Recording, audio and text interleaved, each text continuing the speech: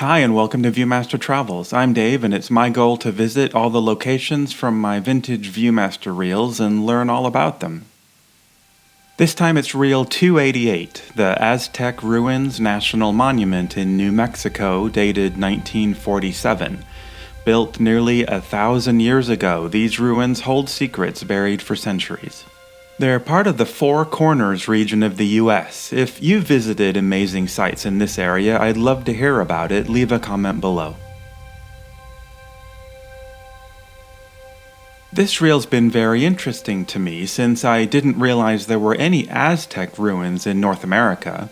We stayed nearby in Farmington and were really surprised by the weather as a surprise snowstorm came through overnight that we had to drive through. The ruins are on the north side of a small town named Aztec. By the time we got there, it was cold and raining, so we were glad to get into the cozy visitors center to learn about the ruins. First thing they clarify is that it's got nothing to do with the Aztecs. The Aztecs were a Central American civilization from around 1300 AD. These ruins were actually built by the ancestral Pueblo people about 200 years before the Aztecs. The site was named by early European settlers who just presumed they were related, and the name stuck. The largest house of the ruins has about 500 rooms and is 3 stories high. It was initially used as a gathering place, trade center for storage, and so on. Initially, people lived in smaller structures nearby, but later people reused the rooms as their homes. By the early 1300s, everyone had moved away, likely towards the Santa Fe area, and the site was abandoned.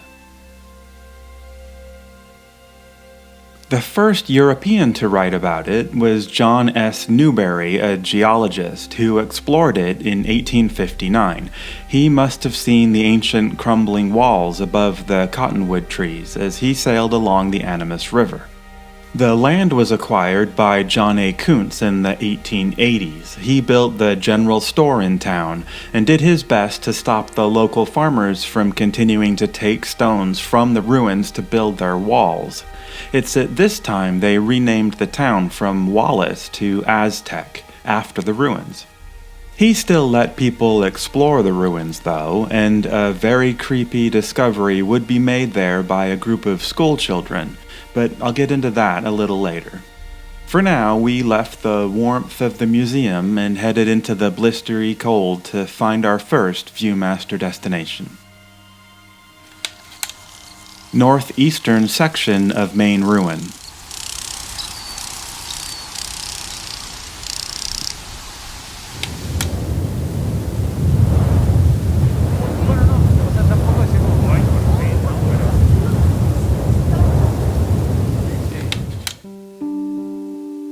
This is the first view you get of the main ruins, although the Viewmaster picture was taken from on top of a nearby mound, and I climbed up to match the picture, forgetting about the sign that said to stay on the path. Things today look the same as in 1947, and I have to admit it was all smaller than I expected, but I figured that'd make the job of matching the Viewmaster pictures that much easier. Little did I know how untrue that would be. Everything visible today can be credited back for the most part to one man, Earl Morris, a real-life Indiana Jones. Morris came to Aztec in 1895 and spent his childhood helping his father hunt for pots in the local ruins, becoming quite the expert. One day, Morris gave a tour for famed archaeologist Nels C. Nelson, who worked at the American Museum of Natural History in New York, and Morris convinced Nelson that the Aztec ruins should be properly investigated. Nelson agreed and was so impressed by Morris that he hired him to manage the project, a dream come true for Morris. With the museum's money, he spent the next several years digging out the ruins just like he'd done as a child with his father. He eventually discovered and cataloged over 7,000 artifacts, uncovered over 500 rooms, built and lived in the structure that became the Visitors Center, and helped make it the nation's 26th national monument. And as much as this first picture was easy to find, the next wouldn't be so easy. Primitive pictographs.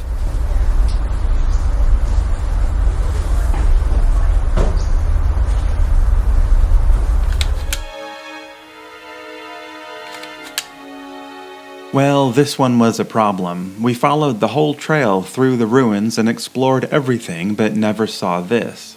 We asked the docent at the museum and they didn't recognize it either, but did mention that lots of artifacts had been reburied. I was starting to wonder if the Viewmaster picture was actually from somewhere else, but I found these old postcards, and here's one of exactly this view, so it must be in the ruins somewhere. This old guidebook from 1969 mentions pictures as part of Stop 14, but the included map doesn't show the numbered locations, and the guide doesn't show what they actually look like. Little did I know that the next clue would take me on a digital treasure hunt through archives and old maps. Since Earl Morris's excavations were paid for by the American Museum of Natural History, I started there. I found their online archive and searched for Morris. Looks like these are the papers he published, and this one on the excavations looked promising. I downloaded the PDF and got to reading. The whole thing's really fascinating. Each room is described with what they found. And finally, room 117. Numerous pictographs were incised into the first layer of white. And here's a picture. It's exactly what I was looking for. Unfortunately, this book didn't have a map reference for the room numbers, so I still didn't know where this was. Searching, I found lots of references to another book called Administrative History of an Archaeological Preserve, and found it online at the National Park Service's Park History site. I'd rather have the local copy of this, so a quick wget downloads the entire thing, and quick looking through the images folder got me this map from 1923, and here's room 117. Using these two circular structures as reference puts room 117 right here, and it's full of dirt, so maybe they really had been buried again. Searching the HTML of this history book for 117 gives several hits, and here's a few interesting ones. They put a roof over the murals in 1922 and generally struggled with water drainage, modifying the drain in 1944. They put Alvar over the petroglyphs in 1951, but I couldn't figure out what that was. But that's it from this book, which is dated 1990, so I think the murals were still visible then, so sometime between 1990 and now, the room was buried. Looking for more maps and room number references, I found this site in this interactive map, where you can click each room and get a list of documents that reference that room, but you have to click each room one by one, and it'd be better to get them all at once. Looks like the documents are all stored in this PDF folder, and probably numbered sequentially, so another wget grabs them all, and these were a goldmine. Once I had them all, a quick spotlight search for mural found more info. Here's a reference from 92 where they clarify what Alvar is, an impermeable clear sealant that they think was applied pre-1975, although we now know it was 1951. And here's our answer. They were having so much trouble with weather damage, they decided to fill the entire room back in to protect it, burying everything between May and August of 1992. Mystery solved. The Viewmaster picture would have been here, but the room was buried in 1992.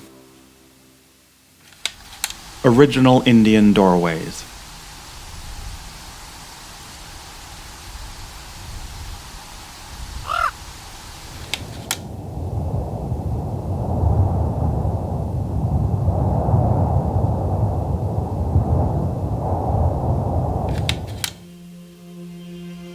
There are many functioning original doorways in the ruins, including unique diagonal doors and strange T-shaped ones.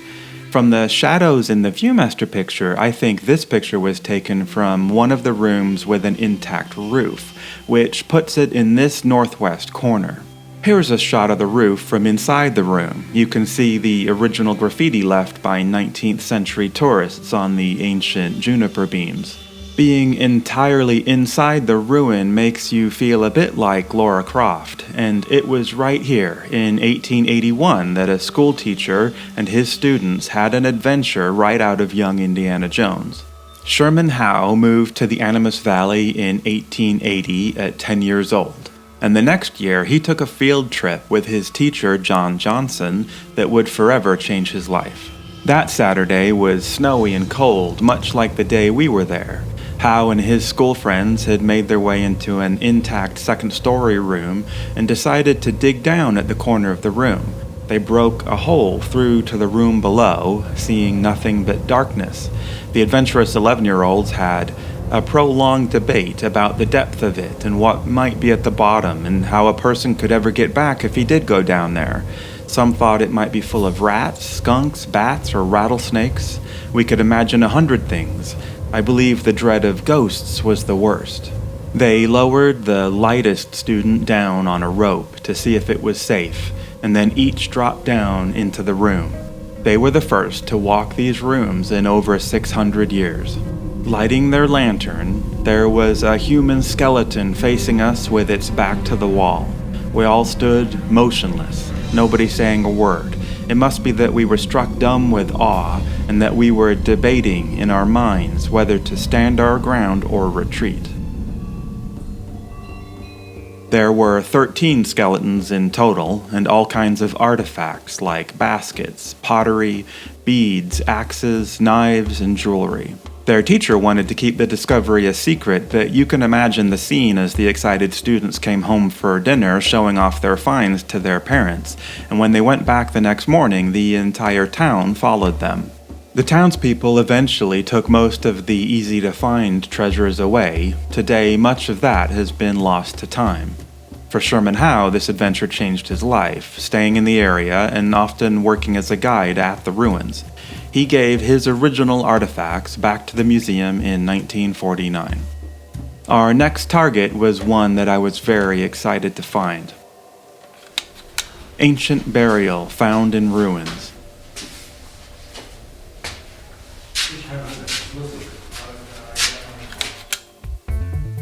This is another view that's gone today, although it is another of the old postcards that I found, and it's marked as Stop 9 on the 69 guidebook. That says that the original burial was a quarter-mile away and the skeleton moved to the spot Howe and his schoolmates discovered. During his excavations, Earl Morris found 186 burials on site, along with hundreds of gravesite objects, and thoroughly documented all of them, although none of them are there today.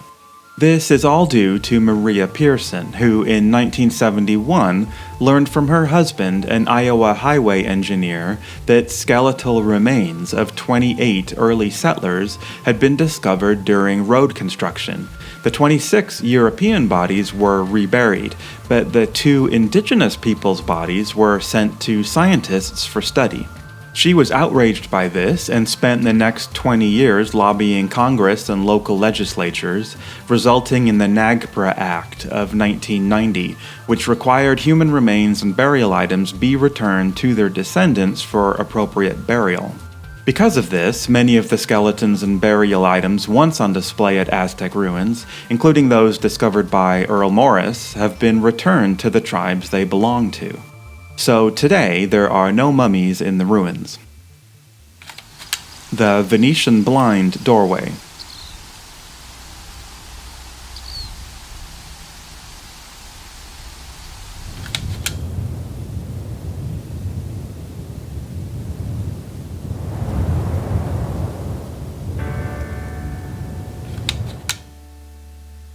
This view is still there, and it looks very similar, but you can see that in just the last 75 years, the dirt has started to rebury the doorway. It's easy to see how quickly things would be buried again if the Park Service didn't keep everything maintained. This view was marked in the 1946 guidebook as well as the 1969 one. Interestingly, between the 2 guidebooks, you can see that they changed from a guided tour to a self-guided one. This happened in 1954. This was due to the increased popularity of the site coupled with the lack of funding to accommodate it, one of the many compromises made over the years to keep the site open. The original excavations were funded by the New York Museum, but when those were completed in 1923, there was a new problem. The museum's charter forbid them from owning real estate, and they could only fund the site while the scientific work was being done. Now that the dig was over, what was going to happen? At the time, the newly formed National Park Service had no interest in the ruin. Neither did the state of New Mexico, nor the city of Aztec. So, out of desperation, an arrangement was made to donate the land to the United States government, who created the 26th National Monument, protecting the site but not funding it, paying Earl Morris a magnificent salary of $1 a month to be its caretaker. Section of ruins from Great Kiva.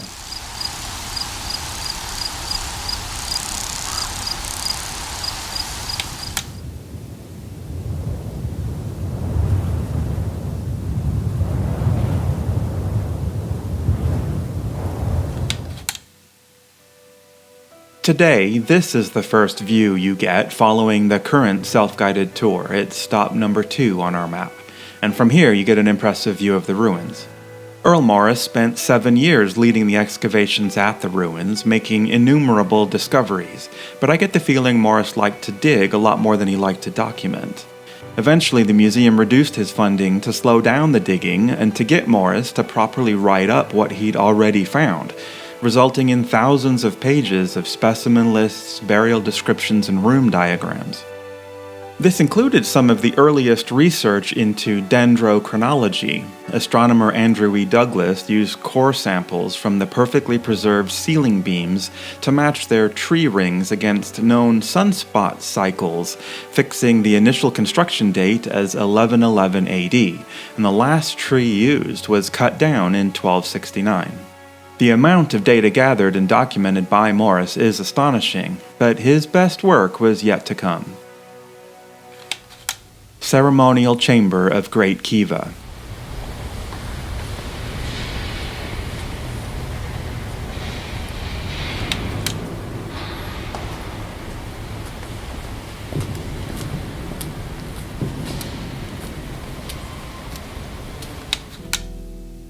This view is the grand jewel of the Aztec ruins, the largest reconstructed kiva in the world, an amazing space that looks the same today as it did back then. A kiva is a circular room, built partially underground, used for meetings, ceremonies, and worship. Aztec Ruins has over 30 of them, but this one is the largest. Earl Morris suspected there was a great kiva here during his original excavations in 1916, since there was a suspicious depression in the middle of the central plaza. 4 years into excavations and it still hadn't been uncovered, and Morris realized the money was going to run out soon. The National Geographic Society was beginning excavations of larger kivas in the Chaco Canyon site nearby, and Morris realized a race was on to be the first to find one. He convinced the museum to spend the extra money for the dig in 1921 and began immediately, digging through the frozen grounds of late winter. By the end of March, he'd uncovered the largest kiva the world had yet seen, beating National Geographic by months. However, the money did run out, and the site was gifted away. The kiva was left uncovered for over a decade. By 1933, in the midst of the Great Depression, the sacred space had lost all form and outline and was full of water and loose stones. Morris spent much of those years exploring other sites on the Colorado Plateau in his off-road Model T car, and spending winters in Chichen Itza repairing the pyramids with the Carnegie Institute. When he saw the state of the Great Kiva, he convinced the Park Service director that it should be fully restored, and helped secure a loan from the Carnegie Institute for $10,000 to begin the work, an unparalleled effort in the history of southwestern archaeology. 5 months later, the accurate reconstruction was complete. An amazing space, a memorial not only to the ancestral Pueblo people, but to Earl Morris himself.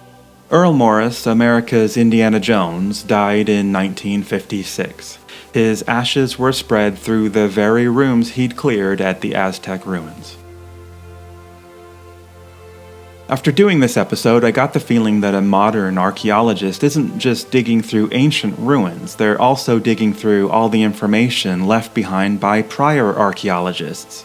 All the papers left by Morris and others were overwhelming to me.